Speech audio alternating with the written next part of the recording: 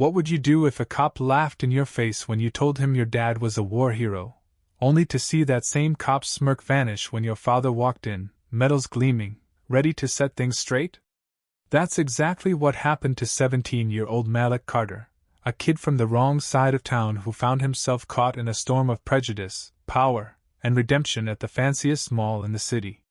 Buckle up, because this story isn't just about one boy's fight for justice, it's about a system forced to face its own flaws, and the ripple effect that changed lives.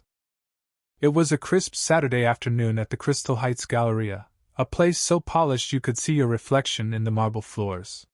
Malik, a black teenager from the east side, wasn't here to window shop. He was with his aunt, Lena, picking out a gift for his dad's sleek leather wallet from a high-end store. His father, Colonel Nathan Brooks, had been deployed for 9 months, leading some of the military's most covert operations. Malik held the shopping bag close, picturing his dad's proud smile when he'd hand him the gift. That warmth in his chest carried him toward the mall's exit until a heavy hand clamped down on his shoulder. "Hold it right there," a gruff voice barked. Malik spun around to face a security guard, his badge glinting under the chandeliers. Behind him stood the Thompsons, a well-dressed white family, their eyes sharp with accusation. Mr. Thompson, in a tailored suit, pointed at Malik. "That kid stole my son's wallet. We saw him slip it into his bag." His son, Ethan, barely 16, stared at the floor, hands shoved deep in his pockets. Malik's heart sank. "I didn't steal anything," he said, his voice cracking. "This is just a wallet we bought for my dad." Confusion turned to panic as the guard loomed closer. Lena stepped forward, her voice steady but firm. "My nephew didn't take a thing. Check the bag." The guard dumped the contents onto a nearby bench, revealing only the gift-wrapped wallet, still in its box. But before Malik could breathe a sigh of relief, Officer Greg Larson pulled up in his cruiser, lights flashing like a warning. Larson, a 15-year veteran who patrolled Crystal Heights like it was his kingdom, took one look at Malik and seemed to make up his mind. He barely glanced at the empty bag, instead listening intently to Mr. Thompson's story of a suspicious kid lurking near their son. "He could have stashed it somewhere," Larson said with a shrug, his eyes cold. When Malik's hands were cuffed, child-sized cuffs that Larson noted with a smirk, humiliation burned through him. "Please," Malik pleaded, "call my dad. He'll tell you I'm not a thief." Larson raised an eyebrow, amused. "And who's your dad, kid? Some big shot?" Malik stood taller, despite the cuffs. "Colonel Nathan Brooks, commander of Special Ops Team Alpha." The mall went quiet for a split second before Larson let out a loud, mocking laugh. "Sure, and my uncle's the Secretary of Defense. Let's go, kid. Save your stories for the station." The crowd chuckled as Malik was led away, Lena trailing behind, already dialing her phone. Ethan Thompson avoided Malik's gaze, his face flushed with something that looked a lot like guilt. At the police station, the fluorescent lights buzzed overhead as Malik sat handcuffed to a chair. Larson chatted with the Thompsons, who'd followed to press charges. Mrs. Thompson's voice dripped with outrage. "It's shameful we can't even shop without worrying about thieves like him." Mr. Thompson nodded, his hand on Ethan's shoulder. Ethan stayed silent, his eyes darting anywhere but Malik. Lena sat beside her nephew, her anger barely contained. She demanded to speak to a superior, but Larson brushed her off. "The captain's got bigger fish to fry," he said dismissively. Malik clung to one thought: his dad was coming. "He'll be here soon," he whispered to Lena. Larson overheard and sauntered over, smirking. "Still sticking to that fairy tale about your dad, the big military hero?" He leaned closer. "I've been a cop for 15 years, kid. I know a liar when I see one." Malik's cheeks burned, but he held his ground. "My dad's Colonel Nathan Brooks. He's got a Bronze Star and leads Team Alpha. He's real, and he's coming." Larson laughed again, turning to the Thompsons. "Kids these days, huh?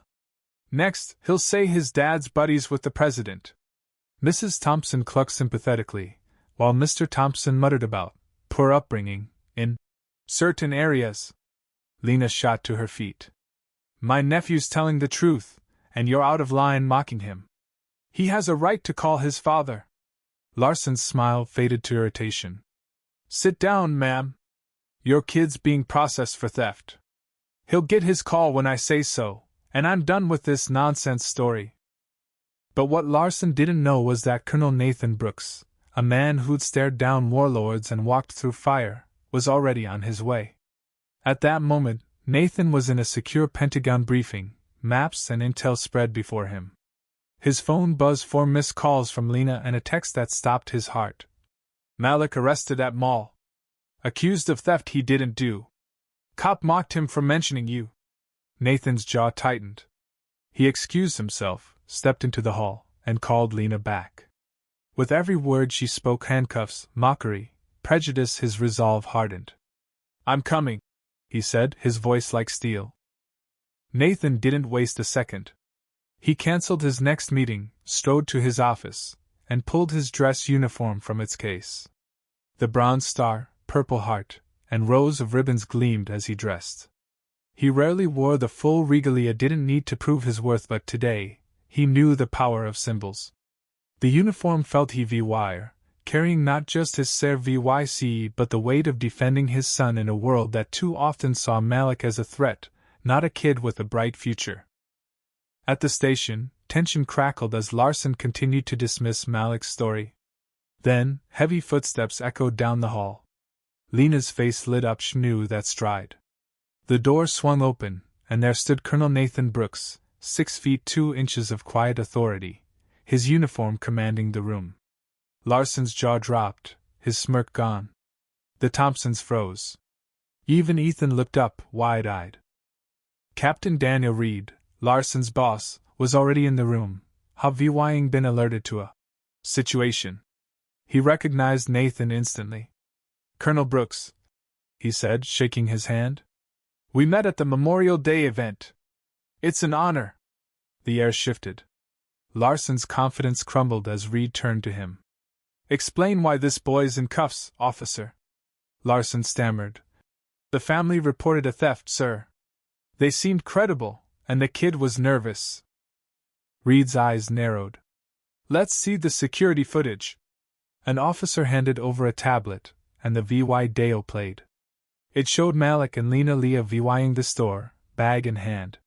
Then the Thompsons appeared, Ethan checking his pockets, looking panicked. In a split second, he pulled a wallet from his pocket, dropped it on the floor, and pointed at Malik, who was already yards away.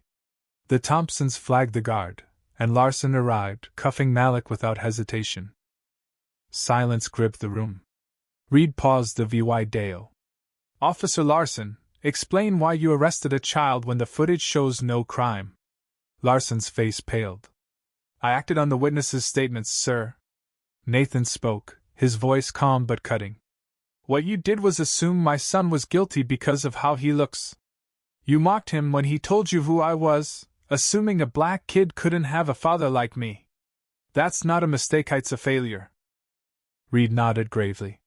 This isn't just about one error, Colonel. It's about a pattern. He turned to the Thompsons. Your son lied, and you backed him without question. Why?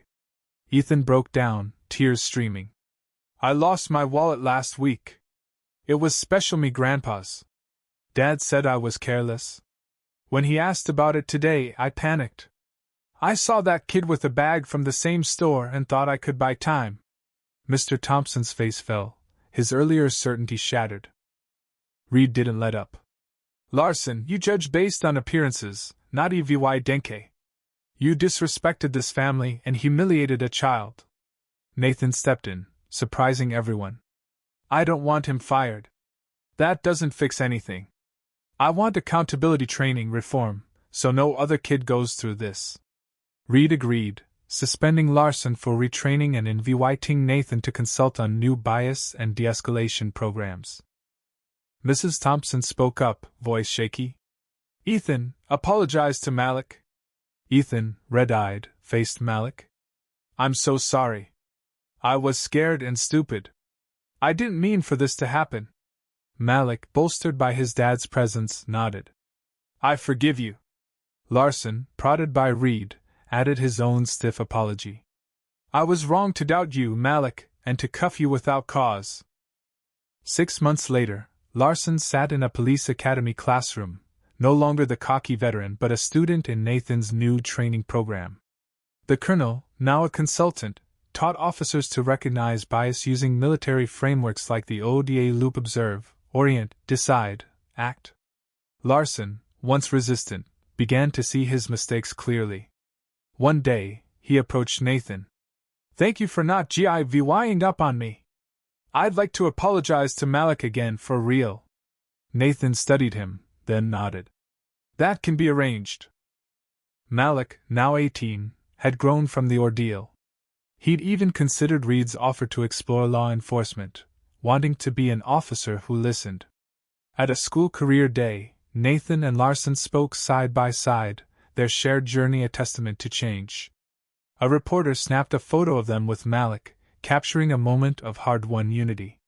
The image ran in the local paper, alongside news of a 15-fan tram drop in Civy Lien complaints and stronger community ties.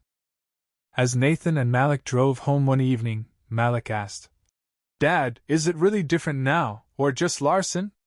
Nathan smiled. Change starts with people like Larson but grows through systems training, policies, accountability. It's both, son, working together. Malik nodded, looking back at the academy where new officers were learning to see beyond prejudice. Real heroes don't just avoid mistakes, he said. They fix them. Nathan's heart swelled. His son hadn't just served injustice, he'd helped reshape justice itself.